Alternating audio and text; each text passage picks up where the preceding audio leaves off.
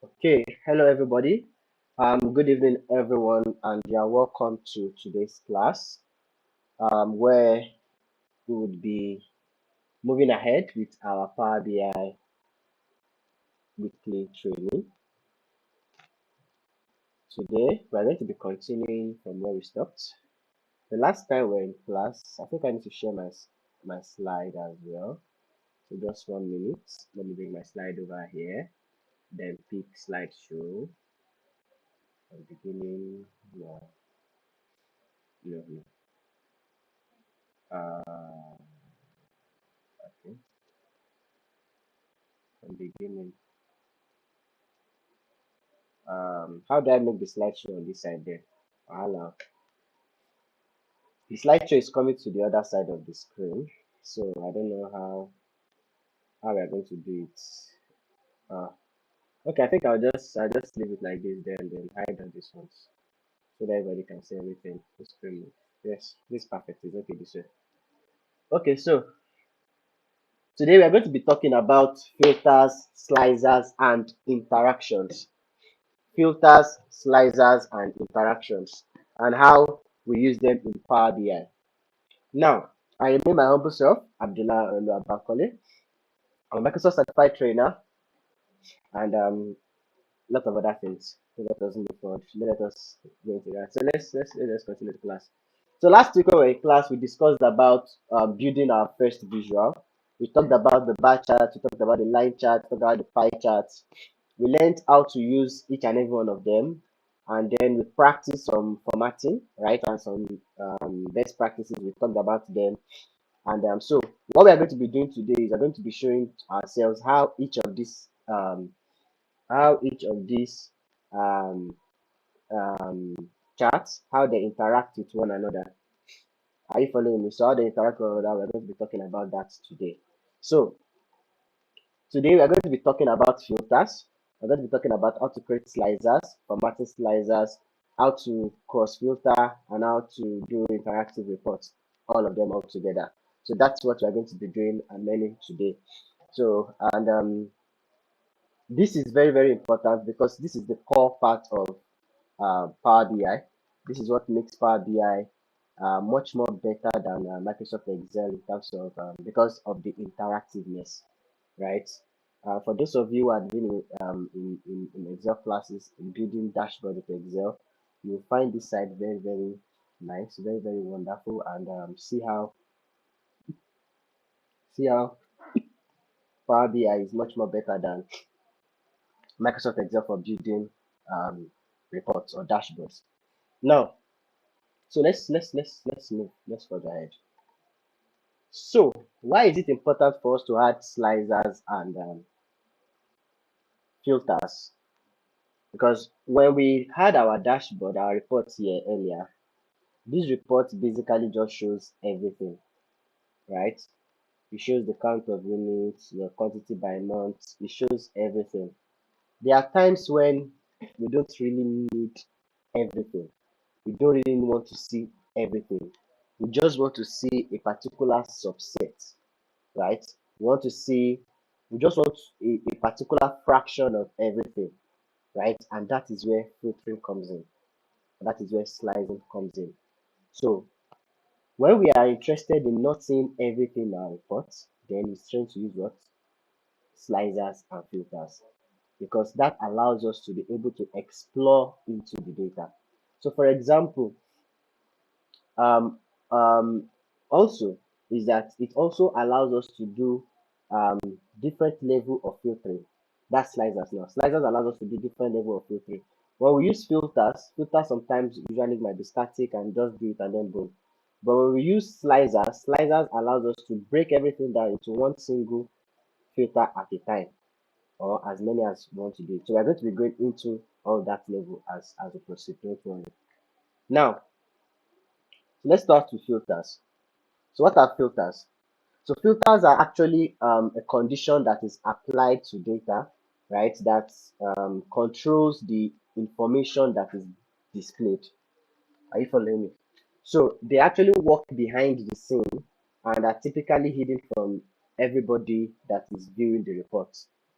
So now filters are usually hidden in the report. So unless you are good in Power BI, then you can actually see that a filter has been added, unlike slicers. Because if you use slicers, okay, when we get to slicers, we're going to see all that. So now, when we talk about filters, we have three types of filters. The first one is the visual level filter. The second one is the page level filter. The third one is the report level filter. So these three actually has different use case, just also with their names.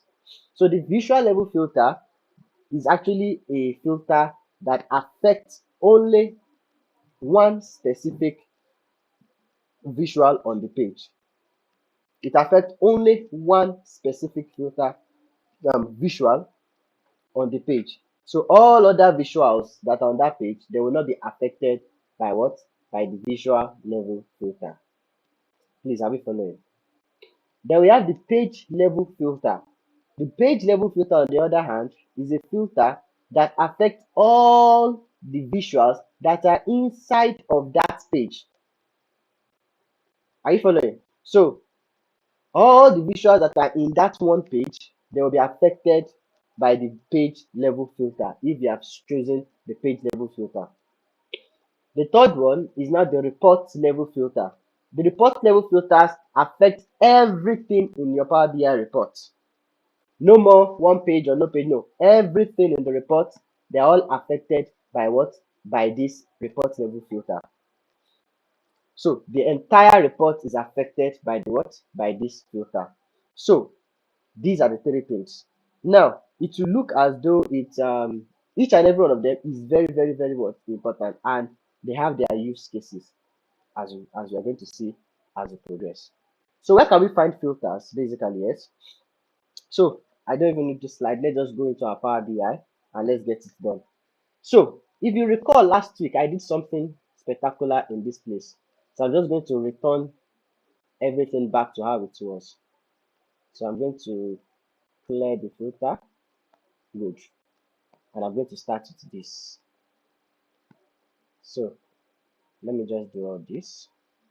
And let me increase this a bit so that we're going to use this as an example. So everybody, let us look at this page now, this visual, the sum of quantity by payment visual. That is the visual. Now, if you look at it, it's a pie chart, right? And this pie chart has quite a lot of stuff there. And the manager has agreed that there are some things that we are not really interested in. Also, the fact that you are using too much of this for a pie chart. Then we need to, that means I don't want to see everything. I only want to see USSD, cash, and transfer. USSD, cash, and transfer. That is the only report I want. Right? How do I go about it for this visual? Now, if you look at this left hand side here, or this right hand side, you're going to have this place that says filters. Right? So you're going to click on it. When you click on it, you're going to notice that it has this thing here. If you notice, the first one that it has here is what? Is the filters on this page. Then the second one it has is filters on all pages. If you look closely, you will notice that I have not clicked on any what's it called? I have not clicked on any visual yet, right? But it already has filter on this page and filter on all pages. By the time I click on the visual, so let me click on this visual. Now you can see the three types of visuals are now showing. The first one is filter on this visual. The second one is filter on this page. The third one is filter on all pages. So what are these? Now, the way filter works is that every aspect of data that you have added to that page, you can filter it. I repeat, every aspect of data that you add on that page, on that visual, you can do what? You can filter it. In fact, you can even use another one that you've not what's it called? Another column, another column that you do not even add to it. You can also use it to filter it. Are you following? So we're going to be taking it slowly. Don't let us rush it. Let's just go with the flow first. So now, if you look at it, now that I've opened the filter pane, now you would notice I have filter on this visual, which is what? which is telling you what? That everything you're going to do here, it is only going to filter this visual. Now, you will notice you have payment, which is a colon, which is all of the data that we have added, right? You also have sum of quantity, which is also a column that we have added.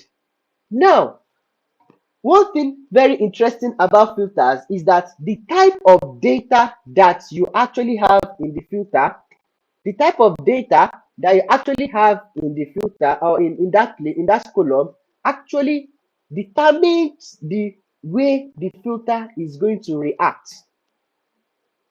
Are you following? In fact, determines what you are going to see. So if you recall, the payments actually are strings. They are text based, right? You can see, so let's make this bigger. You can see you have USSD, cash, transfer, POS, card, ATM, back transfer, and no payments. Then we have quantity. Quantity are majorly what? Numbers, right? Now let's now click on this first one, payment. When I do that, I'll see all this.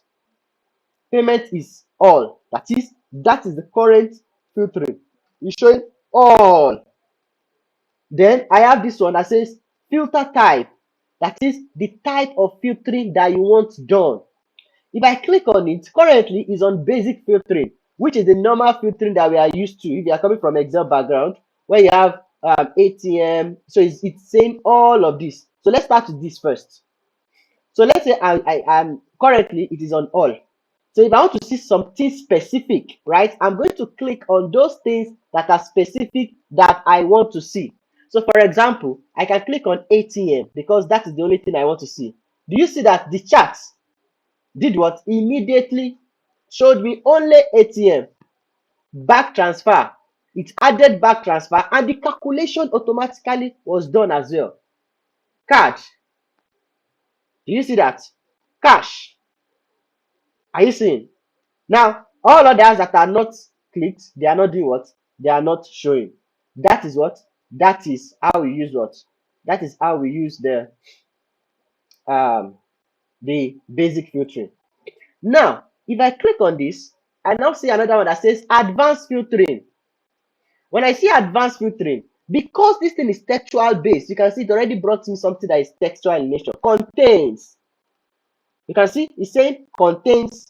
Then contains means I'm going to add it if it contains something. Take for example transfer. Something that contains transfer.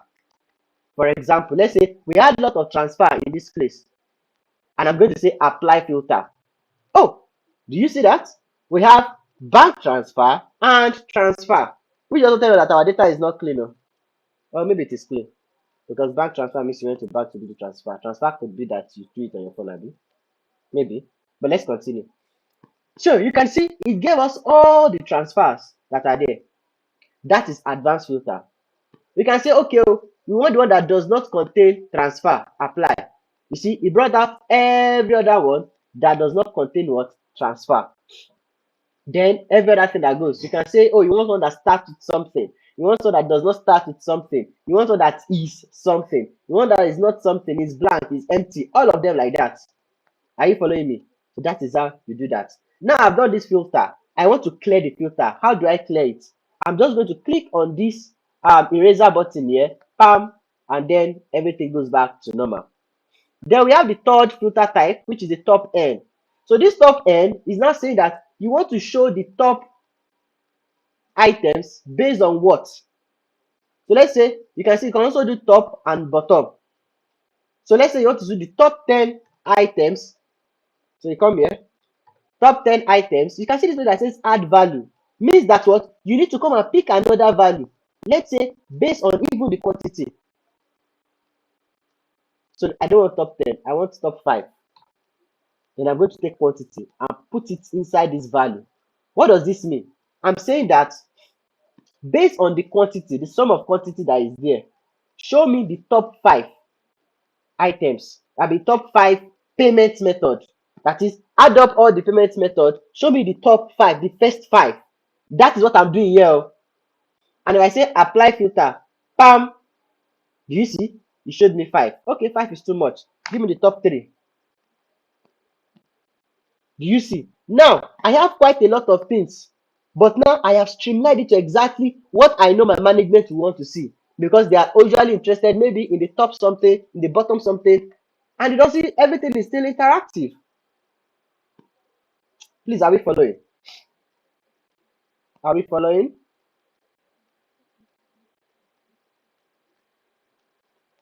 Are we following? Okay, good. I can see the. Okay, that's good. That's good. Okay, good. Okay, now let's continue. Now that is about that filter. So I'm going to click on this three now, and we are back. I can come back to basic filtering. Now, do you notice that because this is what textual based? Now let's go to the other one. We have the sum of quantity. Remember, I told you that every part of the visual can be filtered. Now let's go to sum of quantity. Pam. Now, when the sum of quantity is what? Numbers, numerical in nature. Do you see that now I don't have basic filtering, even though there might be basic filtering there? But what I have directly is what? Show the items of values that are what? Why is it showing this way? It's because this value here, all these 671, they are already aggregated. They are already what? Aggregated. And that is why they are like this. So you can see the only type of filter I have is something that is less than something that is greater than something that is less than or equal to, greater than or equal to, and the rest like that. So I can filter this one now. I can say I want something that is greater than, let's say, greater than 200, for example. Only show me for quantities greater than 200. Now that means I want to see the quantities greater than 200. Then I apply the filter. Then I'm seeing only the payment for quantities greater than 200. Do you see this, everybody? Only payment greater than what? Greater than 200. And that is what we have here. So this is only, you can see what we did only affects this one stuff. It did not affect any other visual in this place. That is the first part of filtering. Now let's go to the other one. Let's clear this filter. Now let's make this. Now let's go to on this page. Now if you now look on filter on this page, everybody, there is, let me still click on this one. Unlike the filter on the visual that we are used to, that we saw, that has the data on that visual there, a filter on this page, there is no data there at all. So it is you that have to put something there. Okay, let's say I want to do this filter for all the reports I have here based on a city, for example. Then I can carry this city and bring it to this page. Now I see all the cities. Because I'm from Abeokuta, Ogun State, I'm going to say I want to see everything that happened in Abeokuta. For example, I'm going to click on Abeokuta. Did you see what happened? Let me uncheck. Let me check it back. Pam. Did you see that? Let me reduce this. Uncheck. Now let me click Abeokuta again. Abeokuta. Did you all see that? You notice everything changed. Now I can see that in Abeokuta, what they buy the most is phone case. Unlike before, the whole place, it's HDMI cable that everybody buys. But when I click Abeokuta, what have I done? It means I have filtered all that we have here to only show me for Abeokuta. Everything on this page. To show me for what? I can multi-click. Maybe I want to see Abeokuta, I want to see Benin. But let me pick Abeokuta, Ibadan, and Lagos City. I think those are the southwestern cities there, right? Good. So so let's say this is the southwest region now. I have filtered all this to only show me the southwest region. That is how filtering is done. You can see this is on the page. Now I'm going to select all back. Now I'm going to do something. I'm going to copy this and bring it, duplicate this rather. So page 2. So no filtering. Good. So now we're back. So in this place now, we had the filter on page. Now let's look for the third type of filtering, which is filter across all pages. So let's say I want to now filter based on let's even take city as well. Let's bring city to all pages. No, let's bring city to this page first. So when I pick Abeokuta, you will notice that this place here is Abeokuta. Whereas if I come to this place, it is still the same one as everything. The filter does not affect it. Now, let me now come here. Let me remove this city. Let me bring it to on all pages. Bam. When I bring it to on all pages, what do I have? Let me click Abeokuta here. You notice you have Abeokuta here, 12, 7, 17, like that. And let's go to page 2. The same thing. Because that filter has now affected every single one. Now, I forgot to teach one other, what is it called? One other chart last week, which I'm beginning to see that is missing here, which is the card. So let me bring all this down and let's bring a card in. So what is a card visual? A card visual is basically more like a summarizer, right?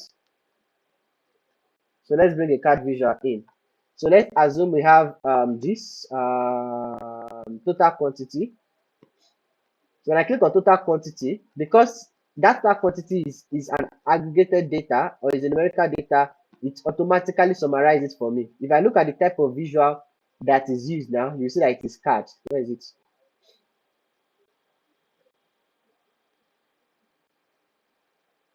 Yeah, this one, card.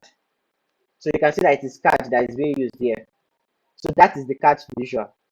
So now I'm going to do 3 of them. So I have this a sum of quantity.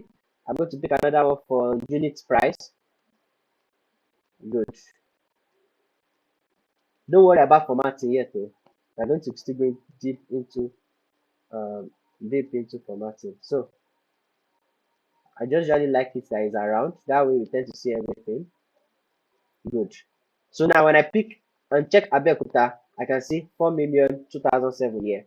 So when I click Abeokuta, now you can see Abeokuta has 288,000 and this 163 quantity sold. Good. So that is what I wanted to uh, to achieve. Then I'm going to uncheck all and just leave it. So let's leave that there. So that is how filters work. So you can see a filter can work in 3 modes. The first mode is what? It can work in the visual level, right? It can work in the page level, and it can work across all reports. So that is how filters work. Now you can see all this. So any type of visual you pick, you can do. So this one now is date, month. So if I come here, I'm going to see it's looking nice like this, Abi, because this is basic. If I click here, it has its own advanced. I can come here and say it's still the same thing. Now let's go. Let's see, almost everything is the same thing. Okay, so now that is about filtering. So now let's just go back to our so we now know where to find the filters, and we are good with that. So now let's talk about slicers. So like filters, slicers usually appear on your reports. They do what? They appear on your reports. So a slicer is actually a visual. Are you with me? A slicer is a visual.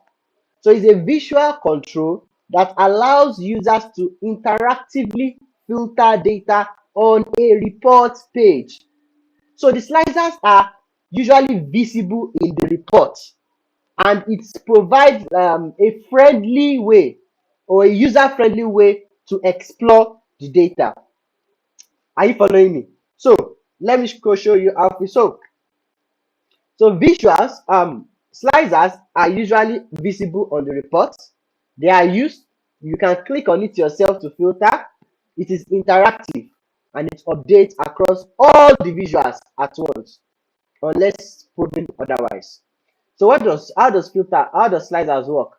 So if you go open your build now, we have these ones that says slicers. This is a slicer. You can see this icon here. This is the icon for slicer. So if I click on it, I have this. I need to feed the data into it. So I can feed what? City, for example, into it now. Now, just like every other one, you can see the city is now showing like a slicer. It's showing all the cities are here. Now, I can do what? I can now choose anyone I want to see. So you can see if I click on Abuja, it filters everything for Abeokuta rather. If I click on Abuja, it filters. So it's almost the same as filters. But this one, it is directly on the report because you are putting in the mind that, oh, the person that will use this one is going to be the what might want to filter. But if you use the normal filters, when you're sending the report out to the person that wants to use it, they might not have access to these filters. It means you are locking it to that filtering. Please, are we following everybody?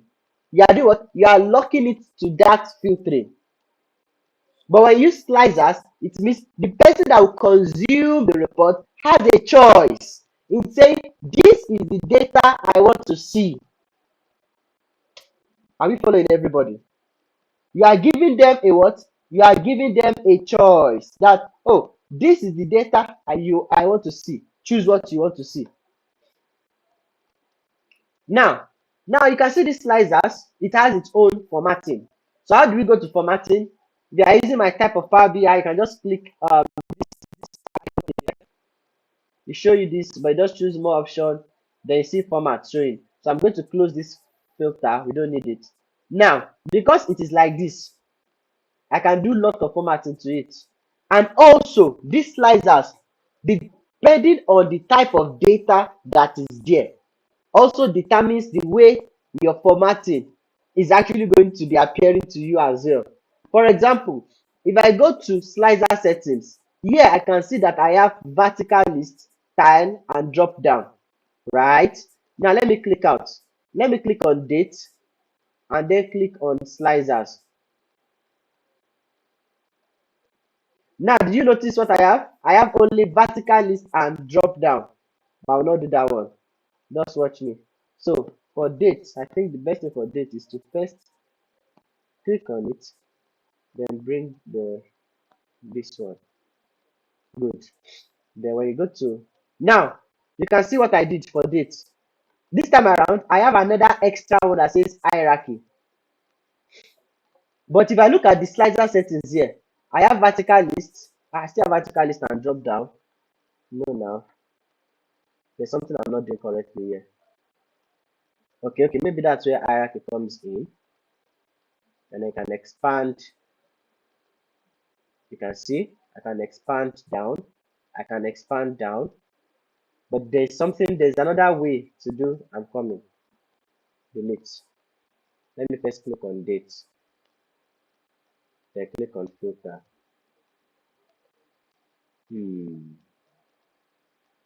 It's not showing the way I want it to show. Day, month, year.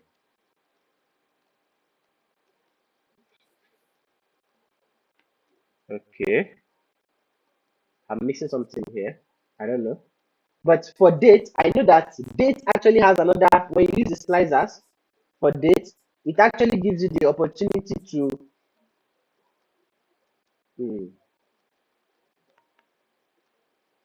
I think it's because it's splitting it. I think it's because it's splitting the date. That's why it's behaving that way. I don't want to see it in hierarchy. If you have it this way, yes, you should be able to work normally now. What am I doing wrong? What am I not doing properly? No.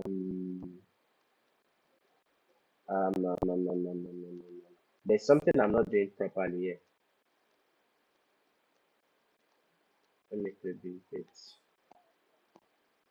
No. Okay, let us waste our time on this. We'll come back to it.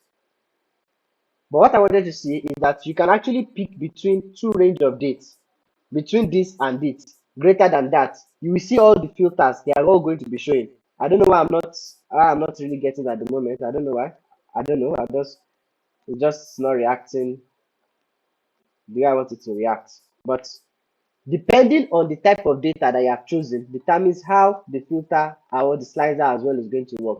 So if I click on quantity now and I click on filter as well, now do you see this quantity? This same way I have this quantity. Let me hide all this. You can see this one now. You can see I have quantity 1 to 5. If I come to slicer settings here, I can see between. So date also has its own between. Just like you have it here, that you have it between, drop down, tile, vertical. So if I click vertical list, it means it's going to be arranged vertically. If I click on tiles, it means it's going to have the tiles like this. If I click on drop down, it means it's going to be a drop down and I'll choose from. If I have between, it means I have a lower value, I have a higher value. I'm not filtering within that value. If I click on less than or equal to, you can see the less than is down, but the equal to is showing. If I click on greater than or equal to, the greater than or equal to is the bigger part is down, but the less than is the one that I can edit. So these are the way slicers work. These are the way they work. So it makes the person using the dashboard, it allows the person to interact properly. So in this case now, I'm just going to choose a drop down because that's how I like. That way it does not consume a lot of space. Are you seeing? So that I can see there's all, that I can choose. Okay, when I click on all, if I click on Abeokuta, now it is only showing me city Abeokuta. Now everything here is filtered across Abeokuta. Now you can see my page 2. Nothing is happening to it because your slicer is only on the reporting side, only on the page that you have added that slicer to. That is where it's working. So you can do all of that formatting. You can add the way the value is, you can the way your slicer header is, every other thing you can do all that. We are not talking about formatting today. So that is about slicers. So now, what are the common use cases? Filter year by month, choose specific region, choose specific this, choose specific that. There are a lot of, in fact, there are sometimes where we have different slicers across. You can have a slicer for city, you can have another one for let's say product. So you have product and then you say no, I don't want that, I want a what? I want a slicer. You can see, and I don't want it like this, I want it to be a what? I want it to be a drop down as well. So let's see something. Let's say I'm in Abeokuta. I want to see what earphones actually does in Abeokuta. Do you see it? Everything automatically is interacting. These are one of the good things about Power BI. So let's check. So now this Abeokuta now. So let's choose Calabar. Now let's look for earphones again in Calabar. You can see everything is interacting. That is how Power BI is. So you put yourself in the shoes of, because to put the type of slicers there, you need to know what are the things that my stakeholders actually want to interact with. So those things that they want to interact with is the things that you typically put in a slicer, right? And when I bring when we have our dashboard professional coming, so when she comes, she's going to be talking about how you arrange all these things so that it does not just anywhere. You can see the one I did now, everything is just everywhere because we are just still talking about how to use all these things. Are you following me? So that is about slicers. Now at this point, do we have any question before we proceed?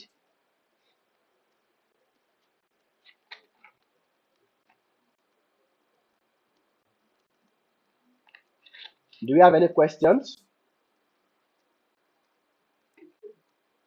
Okay, so let's go. So we have the different types of slicers. We have the list slicers, which shows everything with checkboxes. We discussed about that earlier. We have the drop down, which actually allows us to save space. So it's basically a list, but inside a drop down. So you have to click on the drop down icon before you see everything that is there. We have the between, is a range. So the between works for all numbers and also for dates. I don't know why it's not picking in the other dates, but I don't know. I'll check it out later. But you have the between range that allows you to pick between a range, right? Between 1 and 5, between January and March. You can do that. Then you have before and after. Before so, after so. All of that in dates as well. I don't know why the other one is not is doing the way it did earlier. I will look into that later. Let's continue. Then we have um how you can format your slicers. So when you are making your dashboard, right, you need to make designs as well. So each and every of what we have here, you can format it to your own taste. Also the slicers, you can see their format is here. You have the size and style, the title, the slicer settings, everything is there. However you want to do it, you do everything. So it is formatable. Unlike your filters, that is not from you can't even see that one, so you can't even format it anyhow. Are you following? Because it's always good that your sliders actually match your what? Match your report design. Now, let's now go to cross filtering. What does cross filtering mean? So cross filtering basically is an automatic. So automatically, if you notice that when we do anything here, when we click anything here, do you notice that everything is what? Everything is filtering. Everything is being filtered. That is what cross filtering is all about. Is the automatic interaction between our visuals when we are selecting data in one visual. Are you following? Other visuals will be filtered to show only the related data. So if I click on this one that says cash now, so this is how cash operates in every other places. The total quantity for cash in Calabar, remember Calabar is chosen here, is 39. The unit of price, the total unit sold was, let's say, 59,000 for example.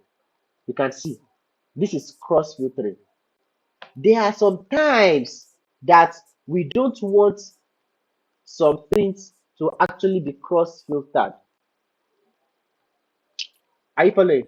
We don't want some things to be cross filtered. For example, if I choose anything in payment, maybe I don't want these two, what is it called? These two cards to change, for example. Now, how will I do that? Such that if I click on card here, cash here, all these other ones will display, they will show, but these two must not change. These two must not change. How do we do that? So for us to do that, we're now going to go into what? So we've talked about cross filtering.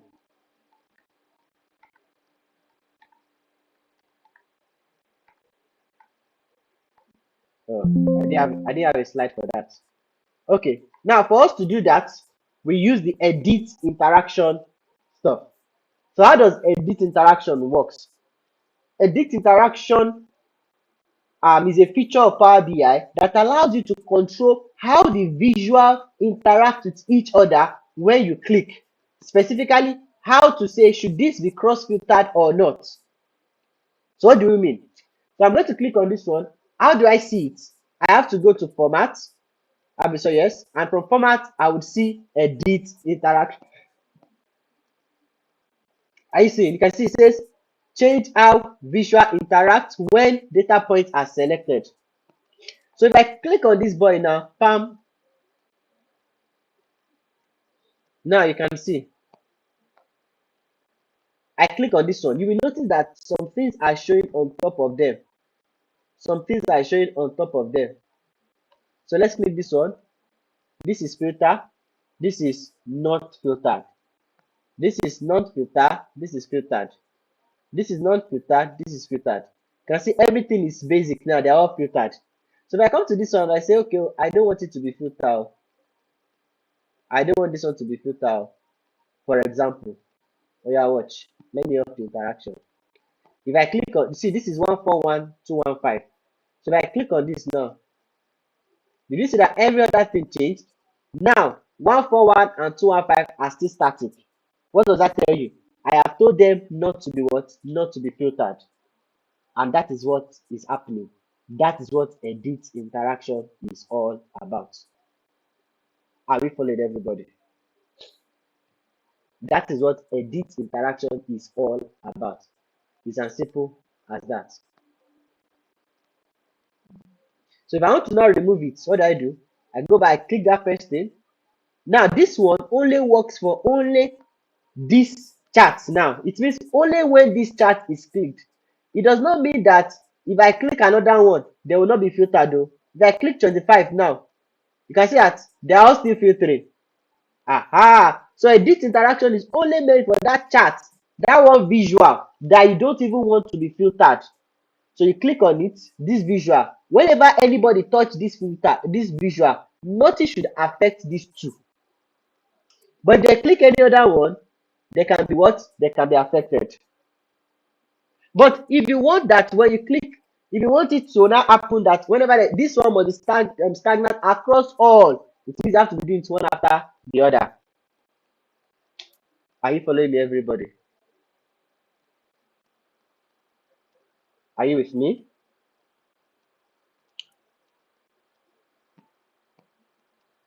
Okay, don't worry. I'm taking my time to actually talk about it one after the other now.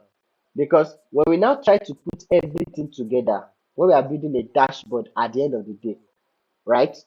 You will now see, you will now appreciate why we are taking all these things one after the other. Because if I just do the dashboard, the person will just be talking, oh, you do this, you click this, you do this. No, take it one step at a time. Oh, what does a filter mean? What does edit interaction mean? What does formatting mean? What does slicer mean? How is slicer different from a visual? I mean, from a format. So these are the what? These are why we are doing all this. So now, let's now quickly just discuss. So filters and slicers, what are the key differences? Filters, number one, is hidden from the users, isn't it? We have all seen that. It is set only by the person creating the reports. Are you following? He's the only one that knows whatever filter he has done, unless he tells you. But slicers, on the other hand, is visible to all the users because the slicer, as you can see here, is where is on the canvas. Are you following? Now, also, we talked about what? We talked about the filter and we have its hierarchy. What is the hierarchy for filter? When I click filter, I can see there's a filter on the visual, which means it only affects one chart. There's a filter on the page, which means it affects everything that is inside that page. And there's a filter across all pages, which filters everything across all pages. That is the filter hierarchy. Are you following me, everybody? So now we also talked about that usually there's something called cross filtering, in which when you click anywhere, everything across is already filtered automatically, which is also the interactive feature in Power BI. But you can actually control that as well. And how do you control that? You use what? You use edit interaction. You use edit interaction to actually do what? To actually do that. So this is everything that we have to discuss today. So I don't know if you have any questions so that we can actually take answers.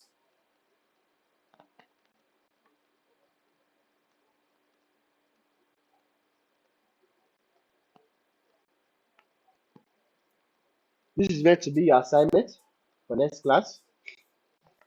So create a regions, Lisa, the slicer, format them accordingly, and then it tests the cross filtering. We want to take a screenshot of this. Bam, done. So now, what are the common mistakes that you should avoid? Number one, as many as possible. Yes, filters are nice. I mean, slicers are nice on your chart, but please do not make it too much. 3 to 5 is enough. Because when it's too much, it begins to it's just all over the place. Also, you need to make sure that you don't put the slicer at the bottom. Slicer are usually either on top or the left part of your dashboard. But most people prefer it to be on top so that you go up, you click on it. But some school of thought like it on the side, depending on the way your dashboard is being built. Also, you need to make sure that whenever you do your interaction, you test the interactivity of everything. That when you click this one, is it working? When you click this one, is it working? Um, when you start, for those of us that are working, I using Power BI to display. Or let me just go from my experience. Before I go for um, let's say stakeholder meeting or to the management to go and display a report to them, there's something we do in our team, right? We need to test every single one. You would have done your own, no? You would have presented to your team. Then we now start testing one after the other. When I click this, what happens? When I click this, what happens? When I click this, what happens? When I click this, what happens? Because at the end of the day, your management, they will tell you to do something, or they will tell you, oh, they want to see this, and that. In which by the time you are clicking, maybe one of them is already giving you one error. How would you have known? It's very important for you to test. So that whenever you see an unexpected behavior, you can oh, maybe because this one has one error in one place, and it's not affecting it, you quickly note it down. So that by the time they ask you the unexpected in the meeting, you will not be dumbfounded. You know that, oh, it's because of this, and that, and we are currently working on it if you have not done it before the meeting. Also, for your slicers, you need to make sure that you use clear labels so that they know, oh, this is city. So they know that whenever they click it, they should always see cities inside of it. So that they will not be they will not be confused on what they are filtering. Also, you should make sure that you don't forget to sync, because whenever you copy a file from one place to the other, the way I copied earlier, the filtering that you have done in part A can actually move to page 2. So you need to make sure that it is not, if you want it to sync, but if you don't want it to sync, you need to make sure that you do what? You stop it from syncing. So that they will not be filtering in page 1 and it's already affecting page 2, 3, 4, 5 because you're just doing copy and paste, copy and paste.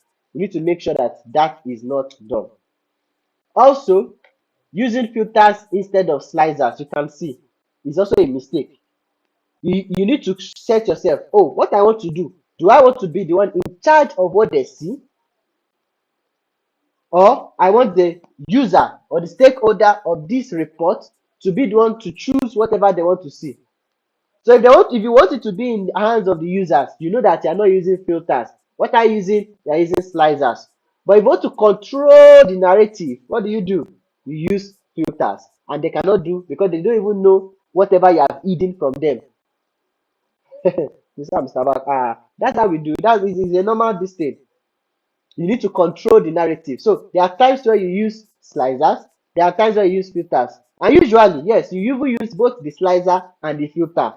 All of them goes together. But know the use case very, very well. Is that understood, everybody?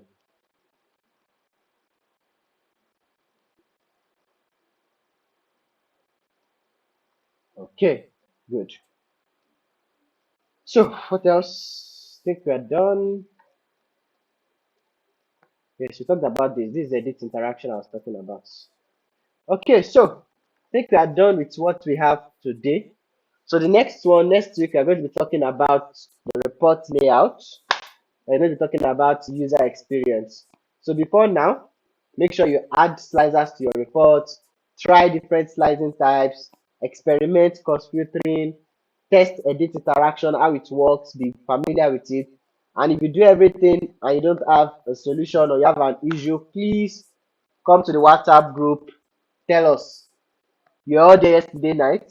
We actually solved somebody's issue yesterday evening, right? It was around 2 a.m. my side. I don't know why I'm always awake these days.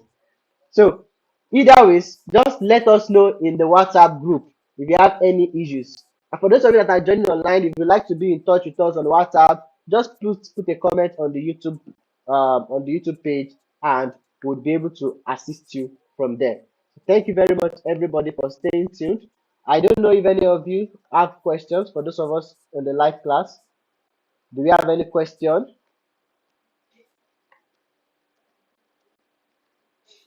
Do we have any question?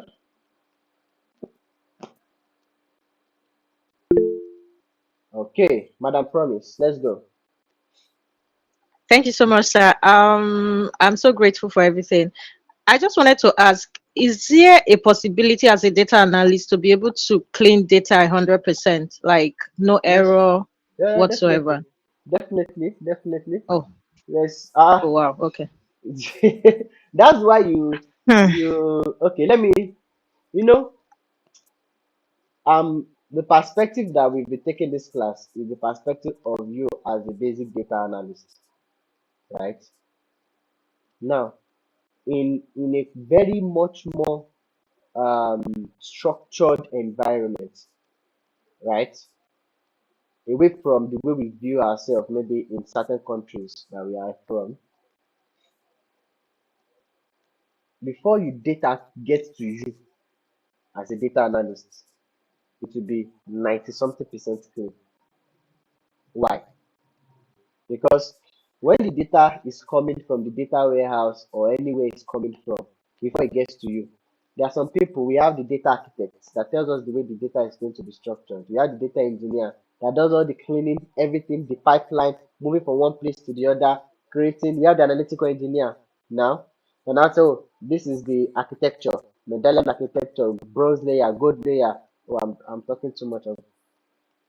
Okay, what I'm saying is, before data gets to you, there are a lot of people that will have done a lot of things to that data to make sure that it is the clean version that gets to you.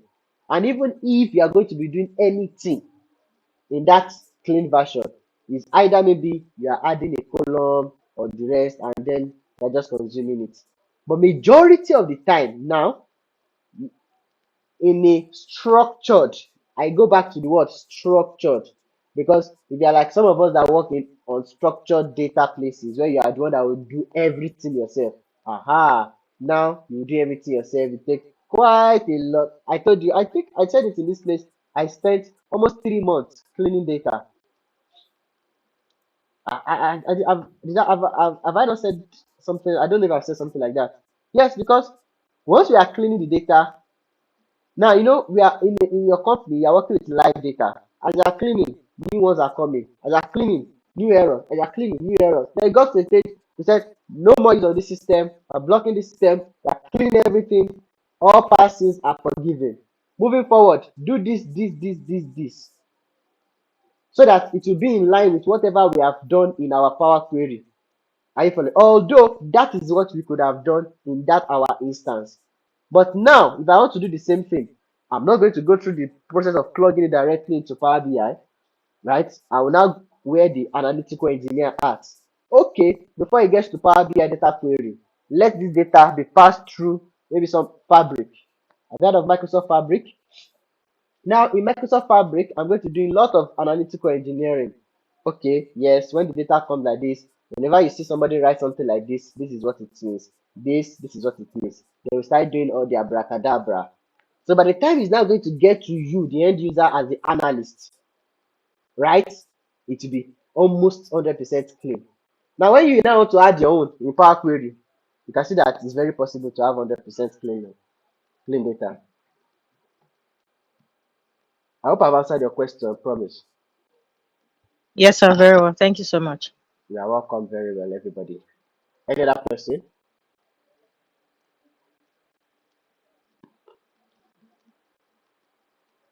Okay.